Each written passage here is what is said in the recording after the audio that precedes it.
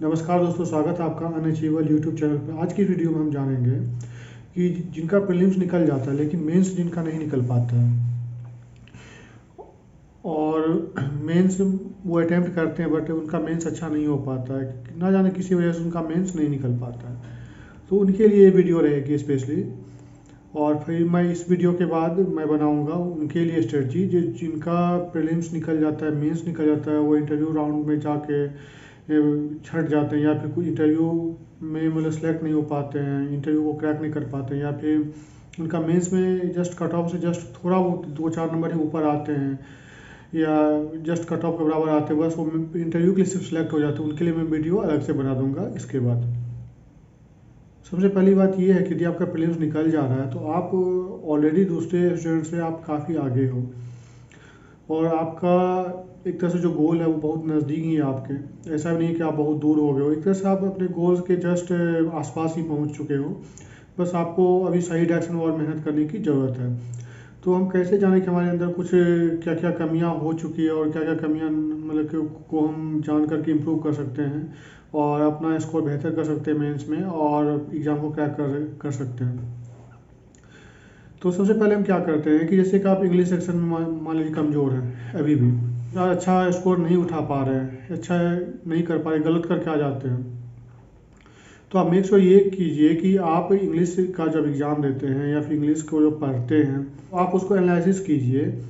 और पता कीजिए कि आपकी कमज़ोरी कहाँ रहती है। जब तक आप अपने कमज़ोर पॉइंट को नहीं नोट डाउन करेंगे और उस पर मेहनत नहीं करेंगे इंग्लिश में, तब तक आप इंग्लिश को अच्छे से इम्प्रूव नहीं कर पाएंगे।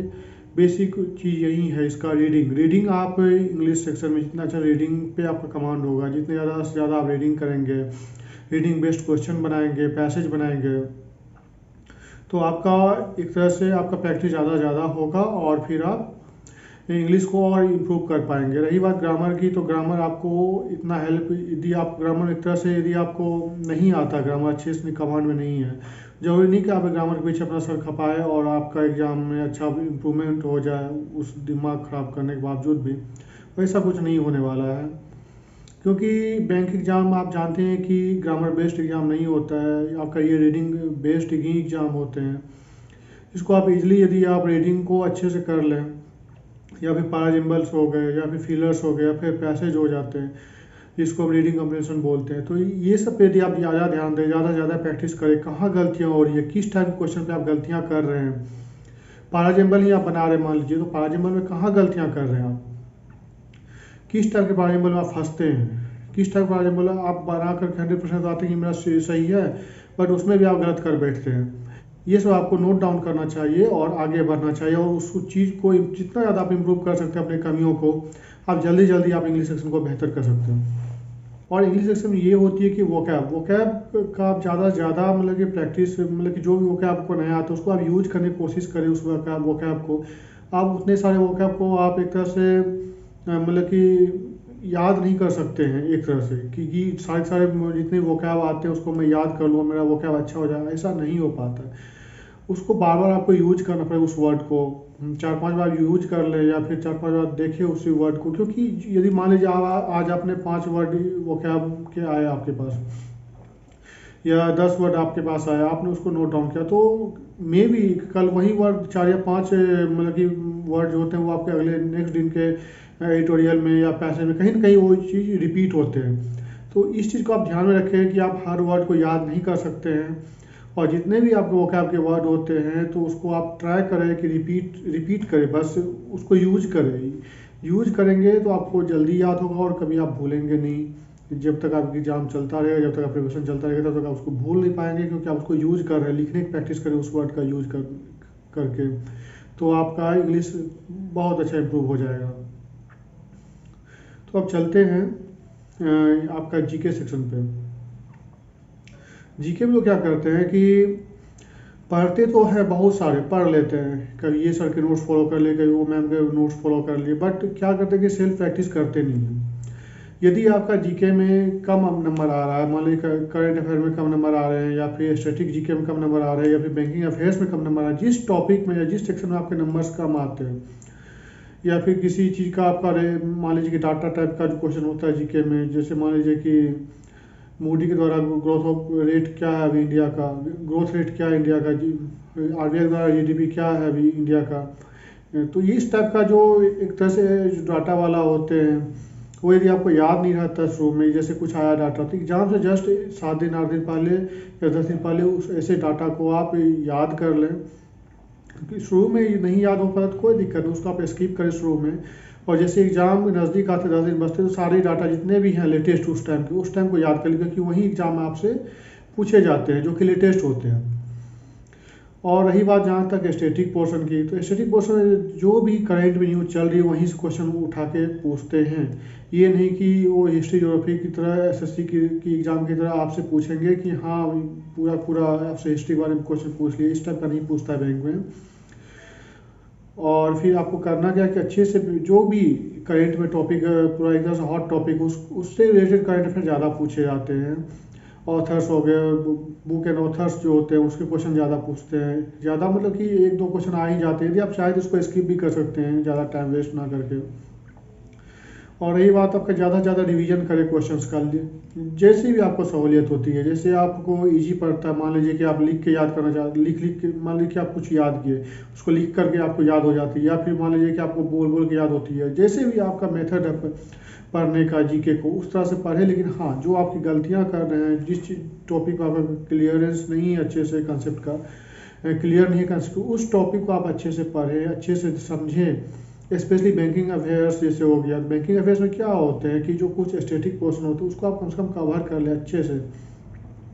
जो भी बैंक के जो स्टैटिक पोर्शन होते हैं जीके उसको कवर करें अच्छे से, समझे कि उसके टर्म क्या होते हैं। जैसे कि कोई आपसे पूछ दिया कि वाइट लेवल एटीएम क्या होते हैं, फिर आपसे कोई पूछ दिया इसके एग्जांपल बता दो, कोई पूछ दिया आपके एसएलआर क्या होते हैं, रेपो रेट क्या होते हैं, शेयर मार्केट क्या होते हैं।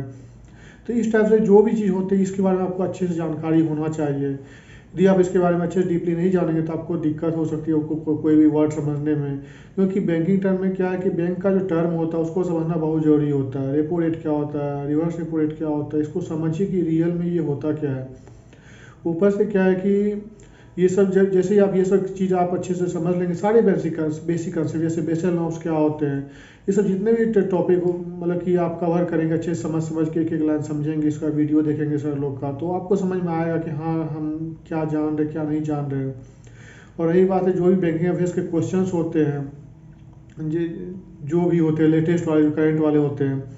तो करंट वाले में क्या होता है कि आपको 6 महीने के लगातार पूछते हैं। 6 महीने पहले तक आप तैयारी करके ले जाइए कि जब भी एग्जाम लेना 6 महीने कम से कम तैयारी अच्छे से करके जाए। यदि आप 6 महीने का अच्छे से तैयारी करते हैं तो आपका एग्जाम में बहुत बेनिफिट मिलेगा और आप बहुत अच्छे स्कोर कर पाएंगे। ज़रूरी नहीं है कि आप 5-6 सोर्स यूज करें जीके के लिए या फिर करंट अफेयर के लिए, फिर बैंक अफेयर्स के लिए, ऐसा ज़रूरी नहीं है। आप कोई भी 2 सोर्सेज का यूज़ कर सकते हैं जो ट्रस्टेड हो। आप करेंटली जो भी टीचर से पढ़ रहे हैं, यदि उनके नोट्स पढ़ने के बावजूद भी या उनके जितने भी जीके क्लासेस देखने के बावजूद भी आप एग्ज़ाम देने जाते हैं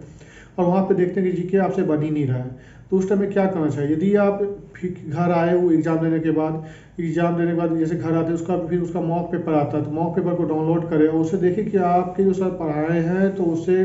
वो क्वेश्चन सच में मैच नहीं करे या कहाँ कमी रह रही है। यदि लगता है कि जो सर पढ़ा रहे वो पूरा वास्ट है, पूरा उनका नोट्स है, तो वैसा पढ़ने का कोई ज़रूरत नहीं है, उतना लेंदी पढ़ाई नहीं किया जाता है। आप स्मार्ट तरीके से पढ़िए और भी सर के क्लासेस होते हैं उनको आप स्विच करें, उनको ज्वाइन करें और उससे आपका जीके बहुत इम्प्रूव होगा। और ट्राई करें कि जब भी आप रिवीजन ज़्यादा से ज़्यादा ट्राई करें कि रिवीजन ज़्यादा से ज़्यादा करें, कम से कम 7-8 बार 9 बार रिवीजन आपका हो जाए तब जाके आपको वो कोई भी चीज़ जीके में आपका मतलब एक तरह कमांड में रहेगा और आप अच्छा स्कोर जीके में मतलब कि आप ले के आ पाएंगे। अब चलते हैं मैथ्स की तरफ। जैसे कि क्वांटिटेटिव एप्टीट्यूड हो गया, तो इसमें क्या होते हैं कि लोग यही बोलते रहे क्वेश्चन मैथ्स का बहुत टफ आ गया, हमसे मैथ तो हिल ही नहीं रहा था, मैं क्वेश्चन कैसे बनाऊंगा, इतना टफ मैथ आते हैं बैंक एग्जाम में, कैट लेवल का दे दिया, ये कर दिया वो कर दिया, मतलब 100 तरह के बहाने होते हैं। बहाने क्या लोगों के समझ में नहीं आते, मैं कैसे बनाऊं क्वेश्चन को, कैसे ना बनाऊं, क्या एग्जाम में छोड़ूं क्या ना छोड़ूं। देखिए सिलेक्शन इस बात पे डिपेंड करती है कि आप मैथ में किस तरह से मतलब कि क्वेश्चन का सिलेक्शन करते हैं, ये बहुत ज़रूरी होता है। मान लीजिए आप एग्जाम देने गए तो आप वहाँ पे ये सोच के मत जाए कि आप सारे क्वेश्चन बना के आएंगे। सपोज दैट मान लीजिए कि 40 क्वेश्चन है एग्जाम में मेंस के लिए मैथ्स में, तो आप ये मत सोचिए कि आपको 40 बना के आना, क्योंकि ये प्रीलिम्स नहीं देने जा रहे हैं आप यहाँ पे मेंस देने जा रहे हैं। और मेंस ये होता है कि आपके पास बेसिक कंसेप्ट कितने हैं, बेसिक कंसेप्ट आपके पास है भी नहीं, यही चेक किया जाता है मेंस में स्पेशली। आपके पास पेशेंस कितना है, यदि आप पेशेंस के साथ क्वेश्चन घर में प्रैक्टिस किए होंगे, का बेसिक कंसेप्ट आपका क्लियर है पूरा का पूरा, तो आप मेंस में अच्छे परफॉर्म कर पाएंगे। जैसे कि मान लीजिए कि आप डीआई बनाते हैं, डीआई में आप एक एक लाइन पढ़ के समझ के उसका डाटा लिखते हैं, फिर जाके आगे बढ़ते हैं। इस तरह से यदि आप तोड़ तोड़ के एक एक लाइन को समझते हैं और फिर डाटा लिखते जाते हैं और फिर आगे प्रैक्टिस करते जाते हैं, और इस टाइप से यदि आप क्वेश्चन सॉल्व करने की प्रैक्टिस की होगी घर में भी, तो फिर आपको क्वेश्चन बनाने में ज़्यादा टफ नहीं लगेगा। मान लीजिए आप ऐसा करते भी हैं और तो उसके बावजूद भी आपका इम्प्रूवमेंट नहीं हो पा रहा है, तो आप ये देखिए कि आपका कौन सा सेक्शन में या किस पार्टिकुलर टाइप के क्वेश्चन में आपसे दिक्कतें हो रही है, कहाँ आपसे क्वेश्चन नहीं बन पा रहा है, किस टाइप कंसेप्ट आगे क्लियर नहीं है, उस पर आप फोकस कीजिए, उसको आप रिवीजन कीजिए, उसको आप देखिए कि हाँ इस टॉपिक को हमको कैसे इंप्रूव करना है। सपोज किसी का टाइम एंड वर्क अच्छा नहीं होता, किसी का बोर्ड एंड स्ट्रीम अच्छा नहीं होता है, तो वो उस पर ध्यान नहीं देते हैं। किसी का मान लीजिए कि प्रोबेबिलिटी वो पढ़ा तो है एक बार, लेकिन उसको उससे क्वेश्चन बनने वाला नहीं है उनसे, तो उस पर वो ध्यान नहीं देंगे कि हाँ मेरे में अंदर ये कमी, उस पर वो ध्यान नहीं देते। वो देखते हैं अरे यार इसका मार्क्स इतने ज़्यादा हाई हो गए, इसका कट ऑफ इतने ज़्यादा होते जा रहे हैं, मेरा एग्ज़ाम तो नहीं निकलने वाला, मैं अब गिव अप कर देता हूँ। तो ऐसे नहीं होता है। जब तक आप अपने अंदर की कमजोरियों को नहीं समझेंगे, आपके अंदर क्या कमी है उस पर आप जब तक वर्क नहीं करेंगे तब तक कुछ नहीं होने वाला है। डेली आप ये मत सोचिए कि हमको 10 डीआई बनाने हैं मेंस लेवल के, आप 2 डीआई ही बनाए, 2 डीआई बनाइए, लेकिन उसको समझ के बनाइए, अपने से बनाइए, सोच समझ के बनाइए। नहीं समझ में आता तो पहले आप कोई मान लीजिए कोई वीडियो लेसन देख रहे हैं, आप क्लासेस देख रहे हैं, उसको आप पॉज करें, सबसे पहले पॉज करें, क्वेश्चन निकाले, पॉज करें, पॉज करने के बाद उस क्वेश्चन को देखें, बनाए खुद से जहाँ तक बन पा रहा है। आधा घंटा टाइम लगने दीजिए, कोई दिक्कत नहीं है, लगने दीजिए, उसको समझने की कोशिश कीजिए कि हाँ इस क्वेश्चन को कैसे बनाना है। यदि आप इसे समझ में आप दिमाग लगाएंगे, पूरा लगाते जाएंगे कुछ तो आइडिया मिलेगा। मान लीजिए आप 10% ही समझेंगे क्वेश्चन, 10% ही डाटा लिखेंगे, 10% ही क्वेश्चन सॉल्व करेंगे, एक बात बता रहे हैं, तो 10% तो आप अपना दिमाग यूज किए वहाँ पे उस क्वेश्चन को बनाने में, 10% तो आपका मतलब एक तरह से आप समझिए कि हाँ 10% क्वेश्चन को हम समझ गए हैं। उसके बाद क्या करें, वीडियो को रिज्यूम करें, फिर उस वीडियो को देखें सर कैसे बताए हैं,